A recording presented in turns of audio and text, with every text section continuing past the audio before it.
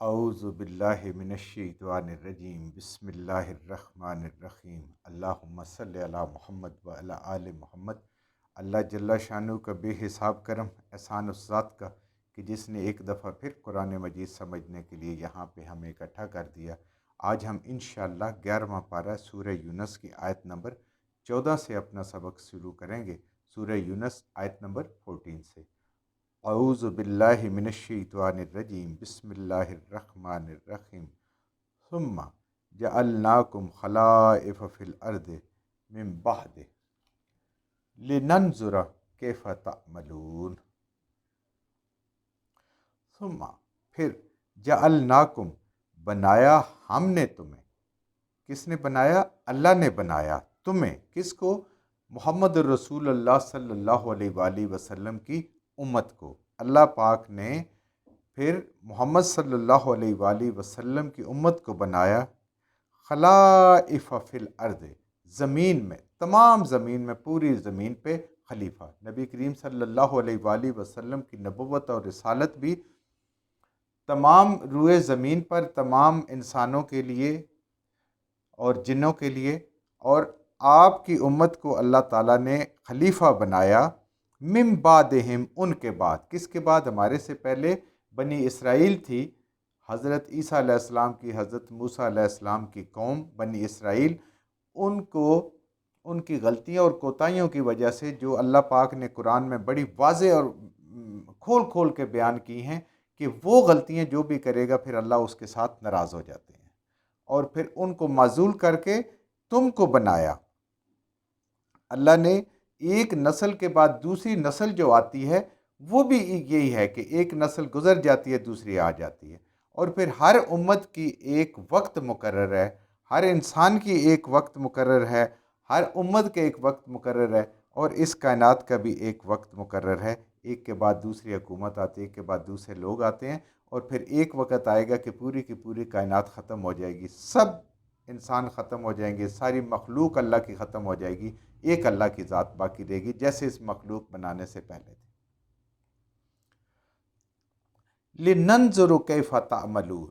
آپ کو خلیفہ اس لیے بنایا، نبی کریم صلی اللہ علیہ وآلہ وسلم کی امت کو خلیفہ اس لیے بنایا لِنَنظُرَ، تاکہ دیکھیں، اللہ دیکھیں اور قیامت والے دن پوری دنیا دیکھے کَیْفَ تَعْمَلُونَ، کیسے زندگی گزار کے آئے ہو، کیسے اعمال کر کے آئے ہو۔ اللہ تعالیٰ نے اس امت کو خلیفہ بنایا، جانشین بنایا پچھلی امتوں کا،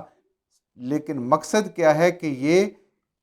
عمل کیسے کر کے لاتے ہیں، کتنے بہترین عمل کر کے لاتے ہیں، یا بے عملی میں اور سستی میں اور اپنے نفس کی مرضی کے مطابق اور شیطان کی مرضی کے مطابق جو ہے وہ زندگی گزار کے آتے ہیں۔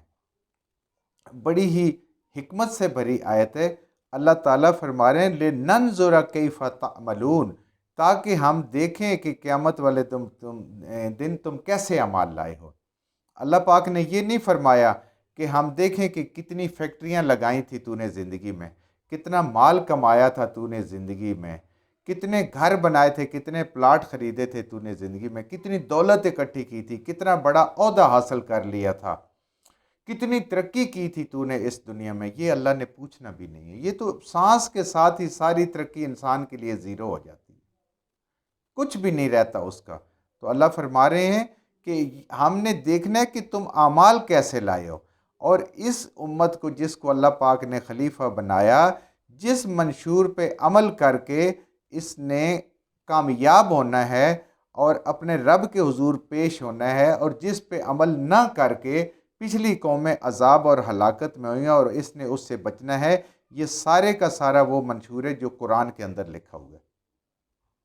اللہ نے قرآن میں کہا کہ یہ قانون ہے، یہ ضابطہ ہے، یہ آئین ہے، اس کے مطابق اگر زندگی گزار کے آؤ گے تو کامیاب ہوگے اور تمہارے اعمال قابل قبول ہوں گے۔ وہ سب اللہ نے قرآن میں لکھ دیا، پچھلی قوموں کی تاریخ لکھ دی، پچھلی قوموں کا اللہ پاک نے انجام اس کے اندر قرآن کے اندر لکھ دیا، اور پچھلی قوموں کے اوپر جو ایمان والے تھے ان کا انعام ان کو بتا دیا، انبیاء کی نجات بتا دی، ساری کی ساری چیزیں اس قرآن میں بتا دی۔ تو اس کو سمجھنے کے لیے، اس منشور پہ عمل کرنے کی، اس قرآن کو پڑھنا اور قرآن کو سمجھ کے پڑھنا ضروری ہے۔ آج آپ دیکھ لیں کہ امت کے کتنے لوگ ہیں جو اس قرآن کو سمجھ رہے ہیں، جو اس قرآن کو پڑھ رہے ہیں اور اس منشور کو سمجھ کے خلیفہ ہونے کا حق ادا کر رہے ہیں۔ آج ہمارے پاس وقت نہیں ہے، جو اللہ نے نہیں دیکھنا ہماری صلاحیتیں اس پہ لگ رہی ہیں، اور جو اللہ نے دیکھنا ہے وہ تو ہمیں یاد ہی نہیں ہے، نہ اپنے لیے یاد ہے، نہ اپنی اولادوں کے لیے یاد ہے، نہ آنے والے نسلوں کے لیے یاد ہے۔ اللہ فرمانے لے ننظر کیف تعملون، ان کے بھی اعمال دیکھیں، تمہارے بھی اعمال دیکھیں گے، کیسے اعمال لے کے آئے ہو ہمارے پاس۔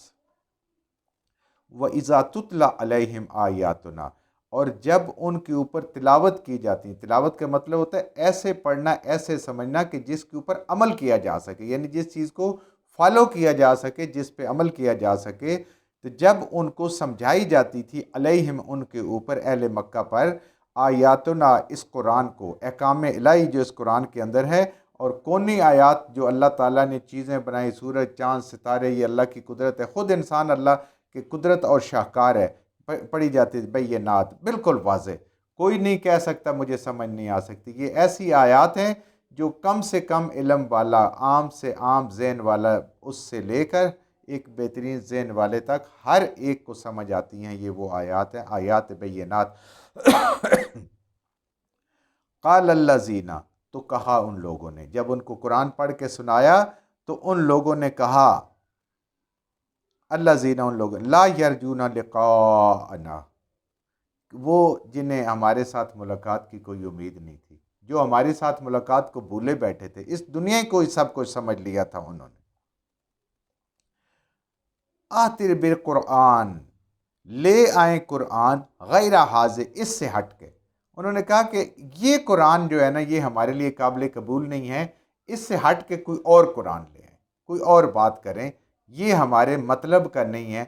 یہ ہمارے دلوں میں نہیں بیٹھتا، یہ ہمیں نفس کی مرضی نہیں کرنے دیتا، یہ ہمیں اپنی مرضی کی زندگی نہیں گزارنے دیتا، تو کوئی اور قرآن لے آئیں۔ او بدل ہو،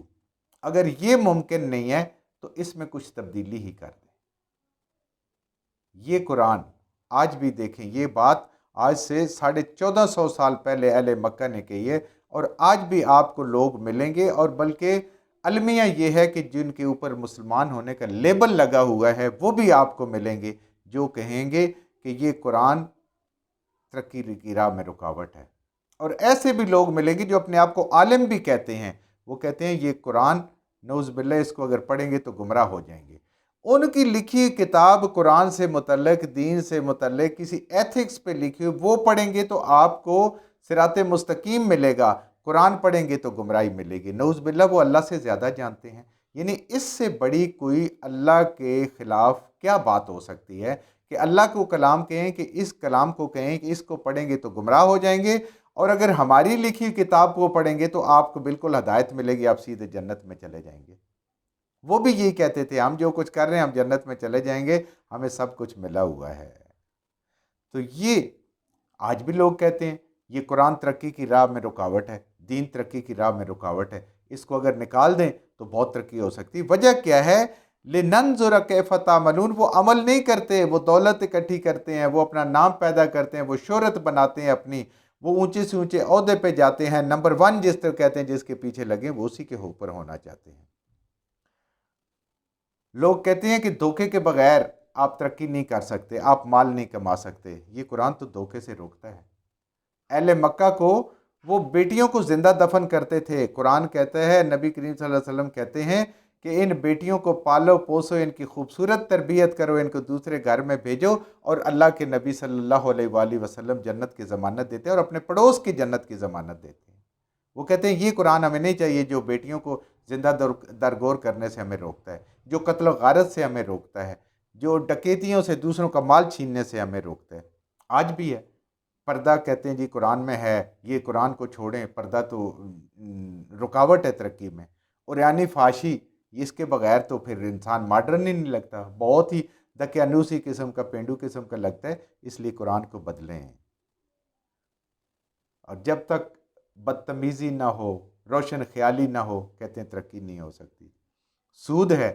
سود کو حلال کرنے کے 100 بہانے، 100 چیزیں جو ہیں وہ جواز پیش کیے جاتے ہیں، ایسے ہیں۔ تو یہ قرآن تو کہتا ہے سود اللہ اور اللہ کے نبی صلی اللہ علیہ وسلم کے ساتھ جنگ ہے، نہیں بھائی، یہ قرآن نہیں چاہیے۔ اگر بدل نہیں سکتے، اگر پورے کا پورا کوئی اور نہیں لا سکتے، تو اس کو اتنا ضرور بدلیں کہ یہ ہماری مرضی کا ہو جائے، کچھ ہمیں بھی کرنے دے، کوئی ہماری بھی باتیں مانے۔ قل، اے میرے حبیب صلی اللہ علیہ وسلم آپ فرما دیں، ما یکونو، نہیں ہے میرے پاس یہ اختیار، لی میرے لیے، ان ابدلہ، کہ میں اس کو بدل سکوں۔ یہ اللہ کا کلام ہے، یہ میرا کلام نہیں ہے، اور اللہ کے کلام کو میرے پاس بھی اختیار نہیں، میں اس کا حبیب ہوں، میں اس کا رسول ہوں، میں آخری نبی ہوں، خاتم النبیین ہوں، میرے پاس اختیار نہیں میں اس کو بدل سکوں۔ من تلقاء نفسی، اپنی مرضی سے جو میں چاہوں کہہ دوں، جو اللہ کی طرف سے آئے گا وہ میں نے کرنا ہے، میں اس کو نہیں بدل سکتا۔ ان اتبع، میں بھی اطاعت کرتا ہوں، الا ما یوحا الیہ، جو میری طرف وحی آتی ہے، جو میری طرف وحی آتی ہے یہ تمہارے لیے نہیں ہے، مجھے خود بھی اس پہ عمل کرنا ہے، میں خود بھی اس کا پابند ہوں، میں نے بھی کرنا ہے اور آپ لوگوں نے بھی کرنا ہے، اسی میں کامیابی ہے۔ تو میرے لیے جب اللہ کا یہ حکم ہے تو میرے پاس بدلنے کا اختیار نہیں ہے، اللہ کے کلام کو کسی کے پاس بھی اس کے بدلنے کا اختیار نہیں ہے۔ انی اخاف ان عصیت ربی عذاب یوم عظیم، اور مجھے اس بات سے بھی ڈر لگتا ہے اس قرآن کے بعد پڑھنے کے بعد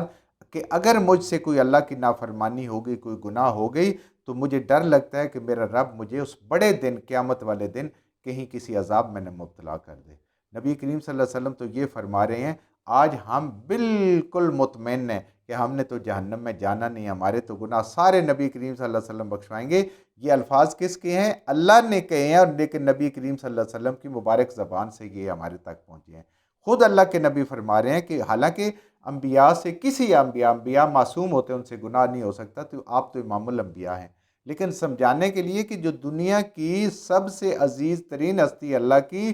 وہ خود کہہ رہی ہے کہ اگر میرے رب سے میری نافرمانی ہو جائے تو مجھے سزا ملے گی، لیکن آج ہم بالکل مطمئن ہیں، ہمیں تو کچھ ہونے نہیں، ہم زندگی بھی مرضی کے گزاریں، اللہ کو بھی ناراض کریں، اللہ کے نبی صلی اللہ علیہ وسلم کو بھی ناراض کریں، دین کی خلاف ورزی کریں، لیکن ہمیں کوئی پوچھنے والا نہیں ہے، ہم تو سیدھے جنت کے حقدار ہیں۔ بڑی سمجھنے والی، حکمت والی آیت، اللہ تعالی ہمیں صحیح سی سمجھ عطا فرمائے، جو کچھ ہم نے صحیح سی پڑھا اللہ ہمارے ذہنوں میں، دلوں میں بٹھا دے، جہاں جہاں پڑھتے ہوئے بولتے ہیں ہم سے غلطیاں ہوگی، اللہ ہمیں معاف فرما دے، اور ان غلط باتوں کو ہمارے ذہنوں سے، دلوں سے اللہ کی ذات نکال دے۔